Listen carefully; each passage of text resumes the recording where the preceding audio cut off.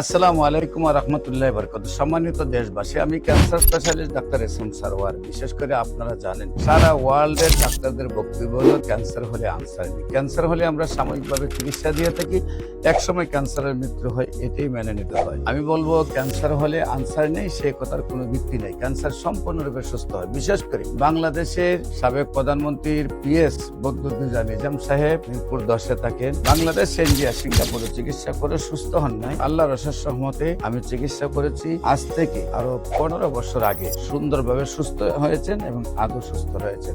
সবাইকে আমি বলবো ক্যান্সার হলে আনসার নেই, সেই কথার কোনো ভিত্তি নেই। যেমনি ভাবে আমরা বলেছিলাম যক্ষা হলে রক্ষা নেই, টাইফয়েড হলে কোনো না কোনো অঙ্গ চলে যাবে, বসন্ত হলে সমস্ত শরীর পচে যাবে। এমনকি আমাদের একজন নবীকে বসন্ত রোগে পচার কারণে ওনাকে পাহাড়ে নেওয়া হয়েছিল। আর বিশেষ করে ডায়রিয়া হলে গ্রামের গ্রাম মানুষ মারা যেত। আজ কিন্তু সেগুলো কোনো ভিত্তি নাই। এতএব আমি বলবো সুন্দরভাবে সুস্থ হবে, আর যে কোনো ক্যান্সারে সুন্দরভাবে সুস্থ হবে।